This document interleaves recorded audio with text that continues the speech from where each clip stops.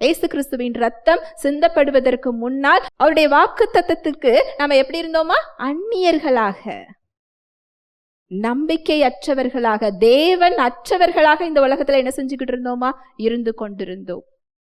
இயேசு கிறிஸ்து நமக்கு நம்பிக்கையை கொடுத்திருக்கிறார். தேவனுடைய வாக்குத்தத்தத்துக்கு நம்மை உரிமையாளராக அவர் மாற்றி இருக்கிறார். நீ பயப்படாதே, திகையாதே, நான் உன் தேவன் என்ற வார்த்தைக்கு நம்மை உரிமையாளராக அவர் மாற்றி இருக்கிறார். நான் உன்னுடனே கூட இருக்கிறேன், உன்னை காக்கும்படிக்கு, உன்னை ரட்சிக்கும்படிக்கு நான் உன்னுடனே கூட இருக்கிறேன், உன்னை திக்கற்றவர்களாக நான் விடேன். இந்த வாக்குத்தத்தங்களுக்கெல்லாம் நம்ம எப்படி இருக்கிறோமா? சுதந்திரவாளி.